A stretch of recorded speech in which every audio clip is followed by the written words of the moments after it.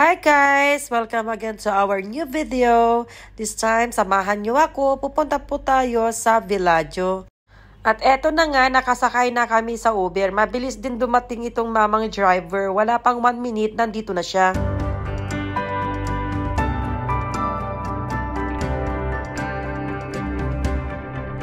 Nakarating na tayo sa ating destinasyon. Welcome again to Villaggio, guys. We have 2 reasons bakit pumunta kami ngayon dito.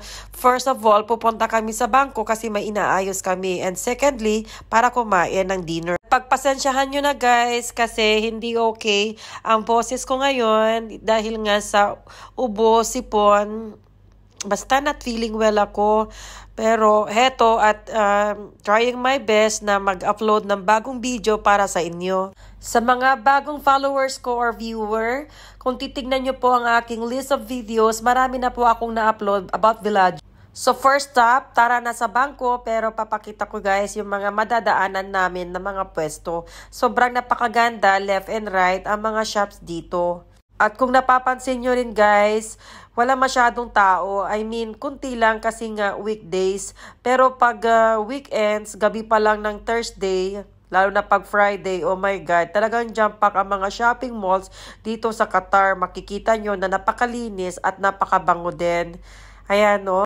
Sa dulo pa kasi yung pupuntahan namin, kaya lakad-lakad muna tayo. At madadaanan natin ang Carrefour. Almost lahat ng shop may Carrefour guys. At hindi na rin kayo bago sa Carrefour guys kasi pag grocery, dito talaga ako namimili sa city center nga lang. Bukod sa left and right ng mga shops, marami din kiosk or small shops na nasa gitna katulad ng nakikita nyo dyan oh.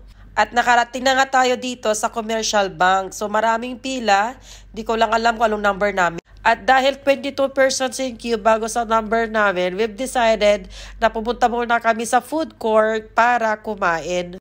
Sige, lakad-lakad muna tayo hanggang marating natin ang food court. At kung natapat ka sa side na to, hindi maiiwasan na hindi ka natingin sa taas. Sobrang ganda kasi ang design ng ceiling. At sa puntong to, mga manong at manang, pinag-uusapan namin kung saan kami kakain. Kung gusto mo ba ng fast foods or mga restaurants or kung saan kami papasok.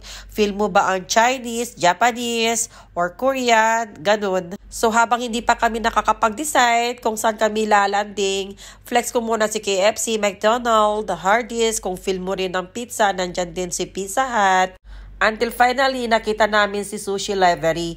May video na ako guys na kumain kami sa Sushi Library but in city center. At dahil one time nga, niyaya ko dito, nagustuhan niya ang ramen. And he wants to go for ramen for the second time around. So pumasok na nga kami at binigay na nga itong menu. So tingin-tingin muna kung ano yung o-orderin. Kung tutuusin nga masarap lahat ng mga pagkain dito, kung pwede lang orderin ko lahat. Pero naisip ko wala pala akong pera, ha. At nakapag-order na kami, heto nga si kuya at nilagay na niya ang plato, kutsara, tinidor at iba pa. And dumating na rin ang aming order na drinks, ang ating pineapple juice at syempre ang tubig. While waiting for our order, flex ko lang guys yung kung ano yung interior design or ano yung makikita nyo dito sa loob ng Sushi Library na restaurants. Ang Sushi Library restaurant pala guys is a Japanese restaurant dito sa Villaggio at meron sa city center at ewan ko lang sa ibang shopping mall. Alright, here comes Steam Siomai. So let's check what inside. So we got 1, 2, 3, 4, 5 na piraso ng siomai. At yan din pala yung sauce na pwede mong pagpilian para sa steam siomai nila. Yes, finally, nandito na si Kuya para iserve ang aming bestseller na dalawang klaseng ramen po yan. Ito yung in-order ko and of course ang aming miso soup. Ito yung ramen, bestseller na ramen nila. And ito naman yung sa kanya. Same ramen. Mga bestseller yan guys.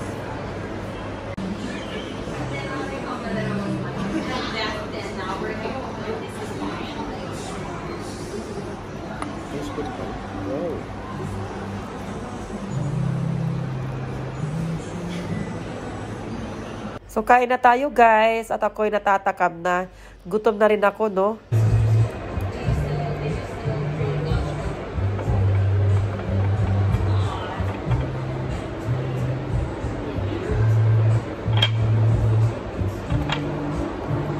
Grabe sarap.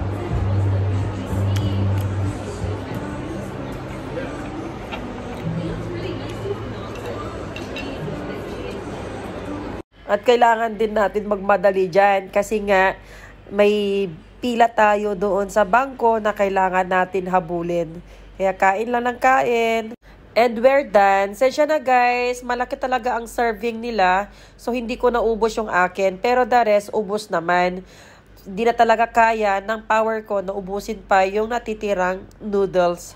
Overall, napaka-yummy. Promise.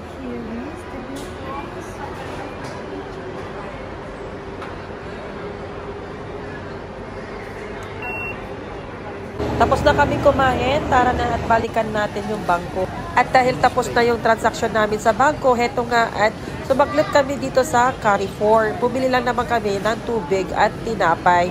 At dahil 3 items lang or less than 10 items, dito ka na pipila sa self-service na station. At dahil ginabi na kami kakapasok sa different shops, eto nga at napadpad na naman kami sa Starbucks. At bumili kami ng 2 drinks, one for him and one for me.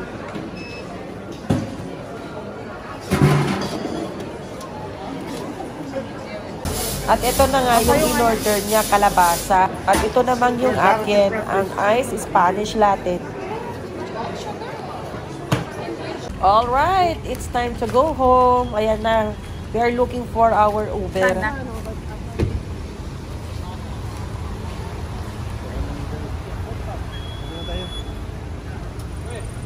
Hanggang dito na lamang guys. Salamat po sa panunood. And kung nagustuhan mo ang video na to, please don't forget to give me a thumbs up. At pasubscribe na rin po ang aking YouTube channel, Marie Per Vlogs. Bye!